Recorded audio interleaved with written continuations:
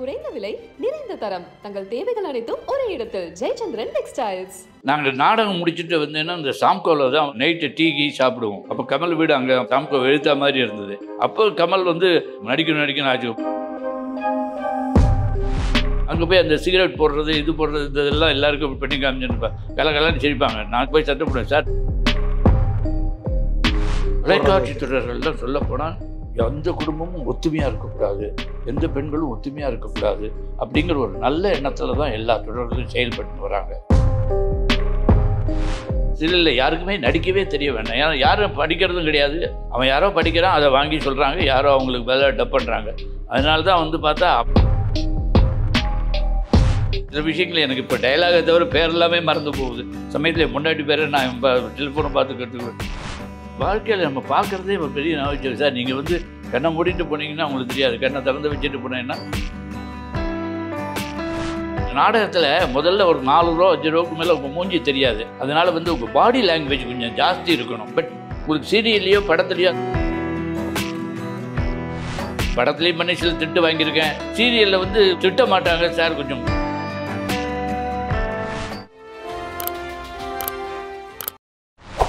பாலச்சந்தர் அப்படின்னு வரும்போது இங்கே வந்து கமல் ரஜினி 2 பேருமே அவருடைய நெருக்க வட்டத்தில் இருந்தாங்க. அவங்களுக்கும் ஒரு கமலுக்கெல்லாம் நிறைய நாடக மேடை இது. நாங்கள் நாடகம் முடிச்சுட்டு வந்தேன்னா இந்த சாம்கோவில் தான் வந்து அதுக்கு நைட்டு டீ சாப்பிடுவோம். சரி. அப்போ கமல் வீடு அங்கே சாம்கோ எழுத்தா மாதிரி இருந்தது.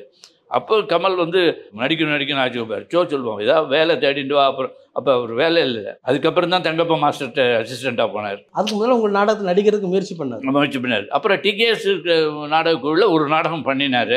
அப்புறம் அவரே சொந்தமாக ஒரு நாடகம் போட்டார் அண்ணாமலை மன்றத்தில். யார் நடித்தது அவருடைய? அவர் நடித்தார். எனக்கு தெரிஞ்சு ஸ்ரீலலிதான் எங்கள் ட்ரூப் எங்கள் ஹீரோயின் தான் நடித்தார்னு நினைக்கிறேன். அப்புறம் யார் நடித்தாங்கன்னு சில விஷயங்கள் எனக்கு இப்போ டைலாகை தவிர பேர் எல்லாமே மறந்து போகுது. சமயத்தில் முன்னாடி பேரை நான் இப்போ டெலிஃபோனை பார்த்து கற்றுக்கிட்டு. அந்த ரஜினி சார் பற்றினா அந்த நாடகம் பார்க்க வந்திருக்காங்களா? கேபிஏக்கு சார் இருக்கிறதுனால கேட்குறேன். ரஜினி சாரோட சண்டை தான் போட்டிருக்கேன். ஏன்னு கேட்டிங்கன்னா வந்து அவர் மியூசிக் அகாடமி எங்கள் நாடகம் நடக்கும். அவர் அப்போ வந்து மியூசிக் அகாடமிக்கு பக்கத்து தெருவில் மனசாட்சி நடராஜன் சொல்லுவாங்க. ஆமாம். அவரோட ரூமில் தான் தங்கியிருந்தார். அவர் அந்த தெருவுக்கு போகும்போது மியூசிக் அகாடமிக்குள்ளே நுழைஞ்சு வந்து நாடகம் பார்க்க வருவார். அப்புறம் வந்தாருன்னா மேலே ஸ்டேஜுக்கு வந்தாருன்னா மேலே மேக்கப் ரூம் இருக்கும். அங்கே மியூசிக் அகாடமியில் கீழே ஸ்டேஜு, மாடிப்படி ஏறி போனால் மேக்கப் ரூமில் உட்காந்து அங்கே போய் அந்த சிகரெட் போடுறது இது போடுறது இதெல்லாம் எல்லாருக்கும் பண்ணி காமிச்சுருப்பேன். கலகலன்னு சிரிப்பாங்க. நான் போய் சத்தம் போடுவேன், சார் ட்ராமா வந்து பார்க்கும்போது நீங்கள் இப்படிலாம் பண்ணிங்கன்னா எல்லோரும் சிரிச்சுட்டு இருக்காங்க சார் அப்படின்ட்டு எல்லாம் அப்படிலாம் பேசியிருக்கேன். அவர் பின்னாடி பெரிய சூப்பர் ஸ்டார் வரப்போகிறாங்களோ எனக்கு தெரியாது. இப்போ வந்தப்புறமும் அவரோட சிவப்பு சூரியன் ஒரு படம் பண்ணேன். அவரை தான் விரும்ப முடியாது இருந்தார். இப்போவும் என்னுடைய சதாபிஷேகத்தை கூட ஒரு ராகவேந்தர் படம் கொடுத்து அனுப்பிச்சிருந்தார். இப்போ எப்போ பார்த்தீங்க ரஜினி சார்? யாரையும் பார்க்குறது கிடையாது சார். அவசியம் ஏற்பட்டால் பார்க்குறது, அவசியம் ஏற்படலை அதனால் பார்க்கல. உங்களுக்கு பேர் வாங்கி கொடுத்த நாடகங்களில் வந்து துப்பறியும் சாம்பு வந்து ஒரு முக்கியமான ஒரு நாடகம் சொல்லலாம். அதை பற்றின அனுபவம் சொல்லுங்கள். துப்பறியும் சாம்புவும் சரி, அது மாதிரி அப்புசாமியும் சரி, இந்த 2 கேரக்டர் வந்து தமிழ்நாட்டிலேயே எல்லாருக்கும் ஒரு தெரிஞ்ச ஒரு கேரக்டர்.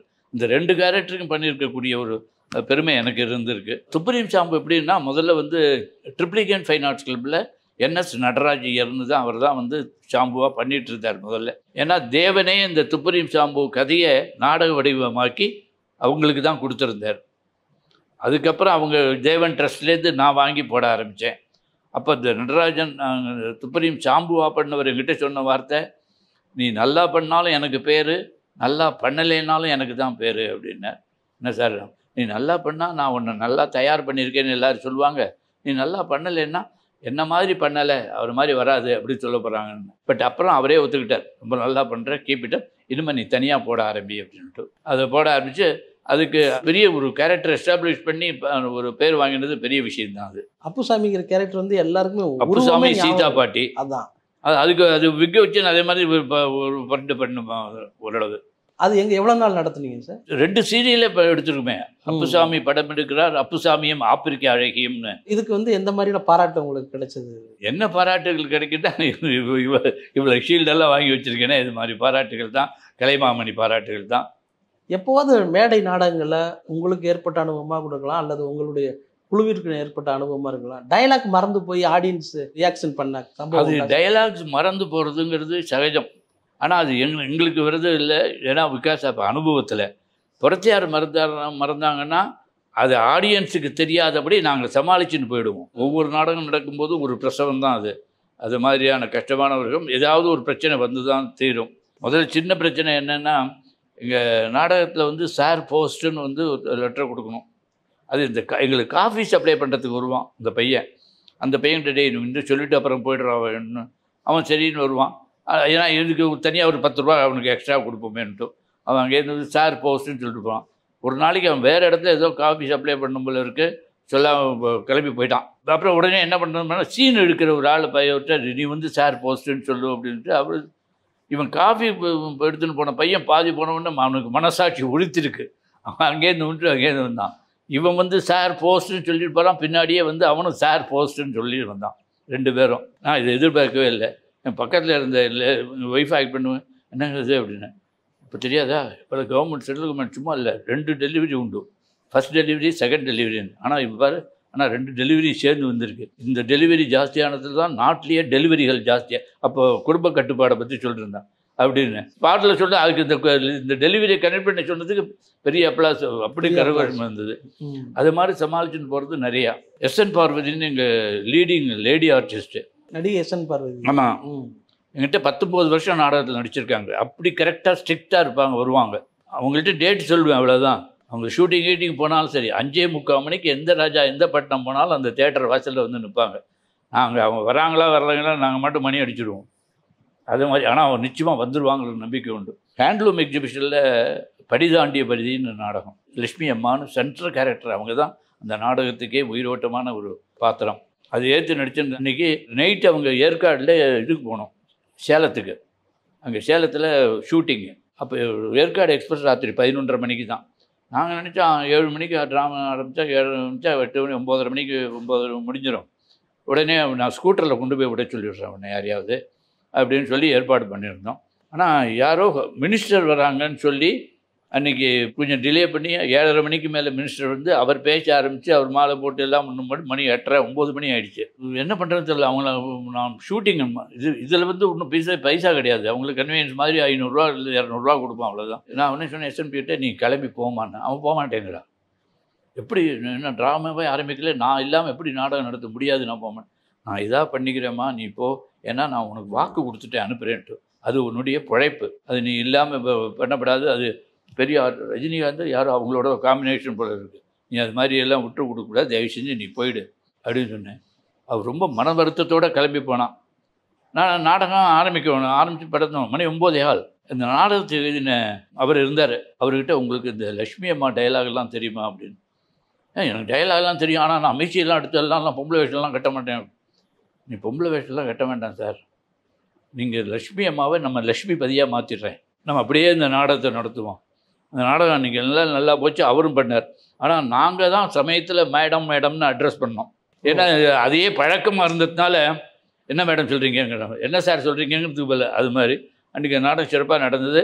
அதுக்கப்புறம் எஸ்என்பி இல்லாத போது அது மேல் கேரக்டராக மாற்றியே பண்ணிட்டு இருந்துருந்தோம். இது மாதிரி நிறைய விவகாரங்கள் நாடகத்தில் அப்பப்போ நடக்கும். இப்போ இந்த நகைச்சுவைக்கு வந்து உங்களுக்கு இன்ஸ்பிரேஷனாக இருக்கிறது எப்படி உருவாக்குறீங்க ஒரு காமெடி? எப்படி வாழ்க்கையில் நம்ம பார்க்குறதே ஒரு பெரிய நகைச்சுவை சார். நீங்கள் வந்து கண்ணை மூடிட்டு போனீங்கன்னா உங்களுக்கு தெரியாது, கண்ணை திறந்து வச்சுட்டு போனீங்கன்னா நீங்கள் பஸ்ஸில் போகும்போது நடந்து போகும்போது எவ்வளோ பேரை சந்திக்கிறீங்க, எவ்வளோ நகைச்சுவைகள் நமக்கு கிடைக்கிறது. சாதாரணமாக பேசும்போது அதை கொஞ்சம் நம்ம இஷ்டத்துக்கு கொஞ்சம் சேர்க்குறதோ குறைக்கிறதோ பண்ணோன்னா அதில் நகைச்சுவை வந்துடுறது அப்படிங்கிறது எல்லாருக்கும் தெரிஞ்ச விஷயம். எல்லாருக்கிட்டையும் நகைச்சுவை இருக்குது, அதை வெளிப்படுத்துறது எப்படிங்கிறது தான். எங்ககிட்ட கொஞ்சம் அதிகமாகவும் இருக்கும், சில சமயம் அதிக பிரசங்கித்தனமாகவும் இருக்கும். இப்போ மேடை நாடகங்கள்லேருந்து இப்போ தொலைக்காட்சி தொடர்களுக்கு அதை மாறும் பொழுது அது உங்களுக்கு எப்படி கஷ்டமாக இருந்துச்சா சார்? எனக்கு கஷ்டம் இல்லை, அவங்களுக்கு தான் கஷ்டம். என்ன கேட்டிங்கன்னா, அவங்க சில சமயம் சார் நாடகத்தில் நடிக்கிற மாதிரி நடிக்காது சார், பண்ணால் சார் நாடகத்தில் முதல்ல ஒரு 4 ரூபா 5 ரூபாய்க்கு மேலே உங்கள் மூஞ்சி தெரியாது. அதனால் வந்து உங்கள் பாடி லாங்குவேஜ் கொஞ்சம் ஜாஸ்தி இருக்கணும்.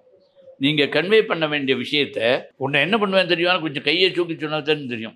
பட் உங்களுக்கு சீரியல்லையோ படத்துலையோ அந்த அவசியம் இல்லை.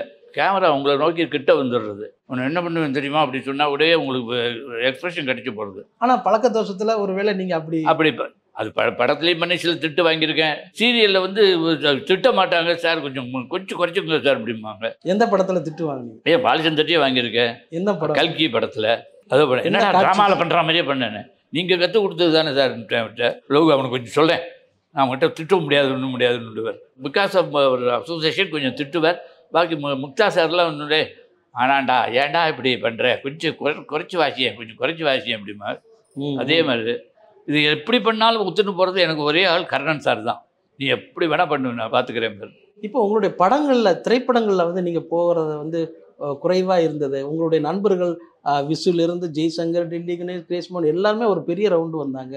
நீங்கள் ஏன் அதில் அதிகமாக ஆரம்பத்துலேருந்து அடிப்படையிலேருந்து எனக்கு இந்த சினிமா மேலே அவ்வளோதான் வந்து ஈடுபாடு இல்லை சார். உண்மை என்னை பொறுத்த வரைக்கும் அதில் வந்து கிரிமினல் டைம் வேஸ்ட்டுங்கிற மாதிரியே எனக்கும் ஒரு மென்டல் செட்டப்பு. நமக்கு வந்து வாழ்க்கை ஓடிக்கொண்டே இருக்கணுங்கிற மாதிரி சினிமாவில் பாதி நேரம் சும்மாவே உட்காந்துட்டு இருக்க வேண்டியிருக்கு. ஒரு ஷார்ட் எடுக்கிறதுக்கே கிட்டத்தட்ட ஹாஃப் டே எடுத்துட்டுருவாங்க. ஏன்னா பிகாஸ் அவங்க மேலே குத்தம் இல்லை, இந்த லைட்டிங் மாற்றுறது. அதுவும் முன்னெல்லாம் ரொம்ப கஷ்டம், டப்பிங் கிடையாது, அது லைவ் வேறு. கோடான்னு இருக்கிற லைட்டெல்லாம் போட்டு எல்லாத்தையும் கதவை சாய்ச்சிட்டு அது அப்படியே மூவ்மெண்ட் வந்து விட்டு வந்து பேசுறதுங்கிறது ரொம்ப கஷ்டமாக கிடையாது. கிளாப் அடித்த உடனே ஒரு மனசில் ஒரு பயம் வர ஆரம்பிச்சிடும். சீரியல் இப்போல்லாம் வந்து இப்போ ஒன்றுமே இல்லை. அது வந்து சீரியலில் யாருக்குமே நடிக்கவே தெரிய வேண்டாம். ஏன்னா யாரும் படிக்கிறதும் கிடையாது. அவன் யாரோ படிக்கிறான், அதை வாங்கி சொல்கிறாங்க, யாரோ அவங்களுக்கு பதிலாக டப் பண்ணுறாங்க. அதனால தான் வந்து பார்த்தா அவ்வளவு மட்டமாக இருக்குது. சரி, தெரிஞ்சே பண்ணுறேன்னா இப்போ தான் காட்சி சீரியலில் தான் காட்சி கொடுக்குறது தான் ட்ராமாவுக்கு யூஸ் பண்ணுறோம். 1954 விவேகானந்தா கல்லூரியிலேருந்து நாடகம் நீங்கள் நடிக்க ஆரம்பித்து கிட்டத்தட்ட ஒரு 70 வருஷம் கடந்துருச்சு. இப்போ நீங்கள் அப்படி திரும்பி பார்க்கும் பொழுது நீங்கள் இதெல்லாம் நம்ம பண்ணியிருக்கோம் அப்படிங்கிற ஒரு நினைவை நீங்கள் எப்படி பார்க்குறீங்க? நீங்கள் வந்து இப்போ இன்டர்வியூ பண்ணுறது எதுக்காக, எதனால்? இதுக்கு பதில் உங்கள்கிட்டயே இருக்க. இல்லைன்னா நீங்கள் வந்து என்னை வந்து யூடியூபுக்கு சார்ஜுக்கு இன்டர்வியூ பண்ண வரப்போறீங்க. அதுவே எனக்கு ஒரு பெருமை தானே. வந்து இந்த அளவுக்கு நமக்கு வந்து ரெக்கக்னிஷன் கிடைச்சிருக்குங்கிறது தான் ஒரு பெருமை. ஸ்டேட் கவர்மெண்ட்டில் கலைமாமணி அவார்டு கொடுத்தாங்க. சென்ட்ரல் கவர்மெண்ட்டில் இப்போ தான் போன வருஷம் டெல்லி போய் ஜனாதிபதி கையால் அமிர்த புரஸ்கார்னு அவார்டு வாங்கினோம். இதுதான் ரெக்கக்னேஷன்ஸ். வேறு என்ன? நகைச்சுவைங்கிறது உங்களுடைய அடையாளமாக இருந்தாலும் திரைப்படத்தில் வந்து நாகேஷ், சுருளிராஜன் இவங்கள மாதிரியான ஒரு குரூப், அவங்களுக்கு ஒரு பெரிய ஃபேன் ஃபாலோவர்ஸ் எல்லாமே இருந்திருக்காங்க. அவங்களுடைய நெருக்கமான நட்பு அவங்க எல்லாரும் எனக்கு சுருளிராஜன் நடிப்பேன். நாகேஷ் இன்ஃபேக்ட் நாடகத்தில் நடித்தது உங்களுக்கு தெரியாது, எனக்கு தெரியும். அவன் நாடகத்தில் அப்படியா அவன் முதல்ல பண்ண நாடகம் ஒன்றும் திரு மாறன் எழுதிய நாடகத்தில் ஃபாரின் ரிட்டர்ன் பாபுன்னு ஒரு கேரக்டர் பண்ணுவான். அதிலே பண்ணி விவேகானந்தா காலேஜில் ஆடிட்டோரியம் இருந்தது. அங்கே தான் வந்து மயிலாப்பூர் ஃபைன் ஆர்ட்ஸ் கிளப் நடந்துகிட்டு இருந்தது. அதில் பண்ணும்போது நானே இப்போ எங்களை பற்றி நல்லா பண்ணுற பார்த்து அப்படின்னு எல்லாம் சொன்னோம். அதுக்கப்புறம் நாங்கள்லாம் வெரி குட். நான், நாகேஷ், ஸ்ரீகாந்த், சுருளிராஜன், தேங்காய் சீனிவாசன் நாங்கள் எல்லோரும் நல்ல ஃப்ரெண்ட்ஸ் தான் எல்லாருமே. பட் நான் சொன்ன மாதிரி அவ்வளோதான் எனக்கு படத்தில் இன்வால்வ்மெண்ட் இல்லாததுனால அவங்களாம் வந்து பண்ணுன்னு ஒரு குரூப் மாதிரி வச்சுருப்பாங்க. இப்போ சாதாரண இப்போ பார்த்தீங்கன்னா வடிவேல் இருந்தாருன்னா இந்த சிங்கமுத்து இருப்பார். அது மாதிரி அப்போ அது மாதிரி நாங்கள் ஒரு 3-4 பேர் இருப்போம். நான் சொல்கிறேன், ஏன்னா நீங்கள் பண்ணுங்கப்பா, என்ன விட்டுருங்கப்பா, எனக்கு இருக்குது நாடகம், இருக்குது ஆஃபீஸு அப்படின்னு. இப்போது காமெடி எப்படி சார் இருக்குது? நீங்கள் சினிமாவில் பார்க்குறீங்க, இது எப்படி போயிட்டுருக்கு? நான் மொத்தமாக பார்க்குறேன், நீங்களும் தான் பார்க்குறீங்க. எப்படி இருக்குன்னு உங்களுக்கே தெரியும். இப்போ சினிமாவே எப்படி இருக்குது சார்? செல்ஃபோனில் கேமராவில் சினிமா எடுக்கலை, அதை தவிர அந்த அளவுக்கு வந்தாச்சு சினிமா எடுக்கிறதுங்கிறது. அதான் சொன்னேன், எல்லாத்துலேயுமே ஒரு சீரியஸ்னஸ், ஒரு இன்வால்வ்மெண்ட்டு. அது எப்படின்னு நம்ம எடுத்து கொடுத்தா எப்படி இருந்தாலும் வியாபாரம் பண்ண முடியுங்கிற ஒரு நம்பிக்கையில் எடுக்கிறாங்க. அதுக்கு தகுந்த மாதிரியும் வருது. அதை பார்க்குறதுக்கு 4 பேர் இருக்காங்க. அதனால் அப்படி இருக்குது. அதனால் தரமும் அப்படித்தான் இருக்கும். இப்போ தொலைக்காட்சி தொடர்களை பற்றி என்ன நினைக்கிறீங்க? உங்களோட கருத்து என்ன சார்? இப்படி குடும்பத்தில் வந்து ஒரு பெரிய ஒரு அக்ரெசிவாக சண்டை. தொலைக்காட்சி தொடர்கள்லாம் சொல்லப்போனால் எந்த குடும்பமும் ஒத்துமையாக இருக்கக்கூடாது, எந்த பெண்களும் ஒத்துமையாக இருக்கக்கூடாது அப்படிங்கிற ஒரு நல்ல எண்ணத்தில் தான் எல்லா தொடர்களும் செயல்பட்டு வராங்க. அது நாம் ஒன்றும் குறை சொல்கிறதுக்கே இல்லை. ஏன்னா அதை பார்க்குறது எல்லாமே பெண்கள் தான். முக்கால்வாசி 90% பெண்கள் தான் பார்க்குறாங்க, பார்த்து அனுபவிக்கிறாங்க. அவங்களே குறை சொல்லும்போது, அவங்களே அனுபவிக்கும் போது நம்ம ஏன் அதை தடுக்கணும்? பாவம், அப்படி ஒரு சந்தோஷம் அவங்களுக்கு கிடைக்கிறது. அதனால் தொடரில் குற்றம் சொல்லாதீங்க, பார்க்குறவங்களை குற்றம் சொல்லுங்க. இப்போ நீங்கள் வந்து ஒரு சேப்பர் சைடாக நீங்கள் ஒரு சர்வீஸில் இருந்து நான் ட்ராமா பண்ணிட்டு வந்தீங்க. ஆனால் சினிமாவில் வந்து நடிச்சுக்கிட்டு அதுவே முழு நேர தொழிலாக வச்சுட்டு இருக்க பல கலைஞர்கள், அதில் இதுக்கு முன்னாடி வாழ்ந்த கலைஞர்கள், நாகேஷ் ஆகட்டும், ஸ்ரீகாந்த் சார் ஆகட்டும், இவங்கெல்லாம் வந்து ஒரு கடைசி காலத்தில் ஒரு பெரிய ஒரு வாழ்வியலை, ஒரு பொருளாதார நிறைவை வந்து அவங்க அடையலையோ அப்படிங்கிற ஒரு பார்வை எல்லாருக்கும் இருந்துகிட்டு இருக்கு. பொருளாதாரத்தை பொறுத்த வரைக்கும் எல்லாம் நிறைவு தான் இருந்தது. அது சரியான முறையில் செயல்படுத்தாமல் போனது தான் அவங்களுடைய ஒரு தப்பாக இருக்கலாம், அல்லது அவங்களுடைய கவனக்குறைவாக இருக்கலாம். அதுதானே வழியே.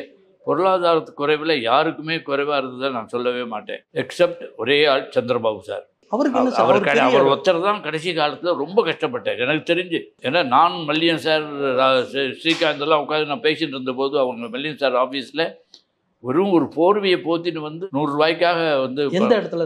டிடிகே ரோடு பக்கத்தில் மல்லியம் ராஜகோபால் ஆஃபீஸ் இருந்த பீரியடில். அப்படி அவரை தவிர பாக்கி எந்த கலைஞர்களும் கஷ்டப்பட்டதா தெரில. அது பாபு சாரும் வந்து அது அவருடைய விதின்னு தான் சொல்லணும், அவருடைய தப்புன்னு கூட நான் சொல்ல மாட்டேன். அவருக்கு என்னவோ ஒரு விதி அப்படி அவரை முன்னும் நிறுத்திட்டு. எந்த சூழலில் அப்போ அவரை சந்திச்சிங்க நீங்கள்? அவங்க பேசிகிட்டு இருந்தீங்க, மல்லியம் சார் நீங்களும் அவங்க அலுவலகத்தில் இருந்து பேசிகிட்டு இருந்தீங்களா? சட்டத்துக்கு ஒரு சவால்னு ஒரு படம் எடுத்தார் அந்த டயத்தில். அது வருஷம்லாம் எனக்கு ஞாபகம் இல்லை. சரிங்க. ஆனால் இதை ஒன்றும் நீங்கள் பெருசு பண்ணி போட வேண்டிய அவசியம் இல்லை. ஏன்னா கஷ்டப்பட்டாருன்னா அவர் ஒருத்தர் தான் வழியே, பாக்கி கலைஞர்கள்லாம் வந்து யாரும் கஷ்டப்பட்டதா எனக்கு தெரியல. அப்படி கஷ்டப்பட்ட நிலைக்கு வந்தது காரணம் அவங்களுடைய சந்ததியின் ஏதாவது தப்பான நோக்கங்களாக இருக்கலாம், இல்லை அப்ரோச்சாக இருக்கலாம் வழியே. அவங்கள பொறுத்த வரைக்கும் எதுவும் தப்பு இல்லை. எல்லாருக்கும் வசதி பண்ணி கொடுத்துட்டு அனுப்பினாங்க எல்லாரும். கலைமாமணி விருது வந்து ஜெயலலிதா அம்மா அவர்களை வந்து உங்களோட ட்ராமாக்களில் பார்த்துருப்பாங்க, அவங்களோட படமும் பண்ணியிருக்கேன், நிறைய படம் பண்ணியிருக்கேன். அவங்களோட சேர்ந்த அந்த திக்கு தெரியாத காட்டில் பட்டிக்காடா பட்டணமா இதெல்லாம் பண்ணியிருக்கேன் படம். இப்போ மாதிரி இந்த கலைமாமணிக்கு அப்ளிகேஷன் போடுறதெல்லாம் கிடையாது. அப்போ கலைமாமணி 6 பேர் 7 பேர் அவ்வளோதான் தருவாங்க, அவங்களே செலக்ட் பண்ணுறது தான். எனக்கு கலைமாமணி அவார்டு கிடைச்சிருக்குன்னு டெல்லி கணேசன் தான் ஃபோன் பண்ணி சொன்னான். அது வரைக்கும் எனக்கு தெரியாது. அவங்களுடைய ஒரு நட்பு உங்களோட பேசியிருக்காங்களா? அந்த மாதிரி பேசியிருக்காங்க, பழகிருக்காங்க வழிய. இப்போ சினிமா சம்மந்தப்பட்ட வரைக்கும் தானே வழிய. ஆனால் வந்து அவங்க இருந்தபோது தமிழ்நாடு கவர்மெண்ட்டை ரெப்ரசன்ட் பண்ணி நான் வந்து 2 டேர்ம் இதில் இருந்திருக்கேன். சவுத் ஜோன் கல்ச்சரலில். சவுத் ஜோன் கல்ச்சரலுங்கிறது சென்ட்ரல் கவர்மெண்ட்டுடைய அதில் தஞ்சாவூரில் அவங்களே அப்பாயின்மெண்ட் பண்ணது. இப்போ நடிப்பு அப்படின்னா சிவாஜிக்கிட்ட இருந்து பாராட்டு வாங்கின ஏதாவது நாடகம், அவர் நாடகத்தை பின்னணியிலேருந்து வந்தவர் இல்லையா? அவர் உங்களுடைய நாடகங்களுக்கு அவர் வந்திருக்காரா? அவரோட தலைமையில் எதுவும் நடந்திருக்கா? அவர் தலைமையில் தான் டௌரி கல்யாண வைபவம் 100வது நாள் நடந்தது. அவரும் ஏஎல் சீனிவாசனும் வந்திருந்தார். இன்ஃபேக்ட் சிவாஜி சாருக்கு எனக்கு நல்ல உண்டு, நல்ல பழக்க வழக்கம் நிறையா இருக்கும் உண்டு பேச சாதாரணமாக. And one more thing, Sivaji சாரோட நடிக்கும்போது நாடகம் இருந்ததுன்னா டைரக்டர்கிட்டையோ ப்ரொடியூசர்கிட்டையோ போய் சார் சாயந்தரம் ட்ராமா இருக்குது என்னை சீக்கிரம் விடுங்கன்னு சொல்ல மாட்டேன். சிவாஜி சார்கிட்ட தான் போய் சொல்வேன், சார் சாயந்தரம் ட்ராமா இருக்குது சார்னா, மாதவா அவங்க ராமூர்த்திக்கு சாயந்தரம் ட்ராமா இருக்கும், அவனை 5 மணிக்கு விட்டுரும், ஒரே வார்த்தை, அவ்வளோதான், அப்பீலே கிடையாது. அவருக்கு தெரியும் அந்த அந்த அந்த கெட்ட என்ன ஏது அப்படின்னுட்டு. அதனால தான் அவர்கிட்ட சொல்கிறது. அவ்வளோ நல்ல மனுஷன், அவ்வளோ இன்வால்மெண்ட் ட்ராமாவில். கடைசி காலம் வரைக்கும் அவரும் ட்ராமா போட்டு முடிச்சு தான் பார்த்துட்டு இருந்தார். இப்போ சினிமாவுக்கு வந்த பிறகும் நாடகத்துக்கு வந்து மேடை நாடகத்தில் ஏறி நடிக்கணும்னு ஆசைப்பட்ட நடிகர்கள் யாராவது இருக்காங்களா உங்களுக்கு? முதல்ல உங்களுக்கு சிவாஜி சாரே எடுத்துக்கோங்க, அவரே நடிக்கணும் ஆசைப்படுது. பின்ன நடிக்கணும் ஆசைப்பட்டு அவர் சினிமாவில் கொடிக்கட்ட வருது போது தானே தங்கப்பதக்கம் கட்டப்பொம்முன்னு அதுக்கு அப்புறம் பண்ண. ஆமாம், ஜெமினி கணேசன் கூட ஒரு ட்ராமா பண்ணியிருக்காரு, சிவாஜி சார் பண்ணியிருக்காரு, கணேசன் 1-2 ட்ராமா தான் பண்ணியிருக்காரு. சிவாஜி தொடர்ந்து நாடகம்லாம் நிறைய பண்ணியிருக்காரு. மனோரமா அவங்கள வந்து நீங்கள் இப்போ நாடகத்துக்கு வந்து உங்களை நடிக்க வச்சுருக்கீங்களா? நிறைய பண்ணியிருக்காங்க. அவங்க எனக்கு நிறைய ஹெல்ப் பண்ணியிருப்பாங்க. அவங்க வந்து சிலதெல்லாம் வந்து வச்சனம் சொல்லும்போது நாடகத்தில் நேரப்படியே பார்த்து பேசும்போது அப்படி பார்த்து பேசாத, நான் அங்கே இருக்கிறதா நினச்சிட்டு இப்படி பார்த்து பேசு அப்படிம்பாங்க. அதெல்லாம் சொல்லி கொடுப்போம். அதாவது மேடையில் இருக்கிற பார்வையாளர்களுக்கு பற்றி மேடையில் நாங்கள் நேராக பார்க்கறதுனால அப்படி நேராக பார்ப்பேன். என்ன நேரம் பார்க்காதீங்க, கொஞ்சம் தள்ளி இப்படி பாருங்கள், அப்போ தான் உங்கள் மூஞ்சி கிளியராக தெரியும் அப்படிலாம் சொல்லுவாங்க. அப்புறம் நாங்கள் 2 பேர் ஒரு பெரிய இன்டர்வியூ பண்ணி எங்கள் ஃபோட்டோ 2 சேர்ந்து கல்கியில் அட்டைப்படத்தில் வந்தது. அதெல்லாம் ஜீனியஸ். அதெல்லாம் வந்து சொல்லி கொடுத்து வரதில்லை, அதெல்லாம் இயற்கையாக ரத்தத்துலேயே ஊறி போனது. ஆனால் எல்லாருக்கும் என்ன பின்னாடி வந்த சந்ததிகள் சரியா இல்லாததுனால தான் அவங்களுக்கு முடியாமல் போச்சு. இப்போ நாடக கலைஞர்களுடைய சூழல் எப்படி இருக்குது? நாடக கலைஞர் நாடகம் போட்டணுங்கிற ஒரு ஆசை வெறி இருக்குது சார், அந்த வெறியில் தான் பண்ணிட்டு இருக்காங்க. ஆனால் ரசிகர்களுடைய வரவேற்புன்னு கூட ரசிகர்கள் நாடகத்துக்கு வந்தான்னா அந்த வரவேற்பு பிரமாதமாக இருக்குது, இல்லைன்னு சொல்ல. ஆனால் நாடகத்துக்கு ரசிகர்களை வரவழைக்கிறது தான் கொஞ்சம் கஷ்டமாக இருக்குது. முக்கியமாக அதுலேயும் இளைஞர்கள் 20 வயசு 22 வயசு பையங்களை வரவழைக்கிறது. ஏன்னா அவங்களுக்கு ஆதியிலேருந்தே நாடகம்னா சீரியல் தான் நாடகம் நினச்சிட்டு இருக்காங்க. இது இல்லை, நாடகங்கிறத ஒரு உயிரோட்டமானது ஒன்றும். நீங்களே எவ்வளோ நாடகம் பார்த்துருக்கீங்க எனக்கு தெரியாது, மேடை நாடகங்கள். ரொம்ப நன்றி உங்களுடைய நேரத்திற்கு. நன்றி.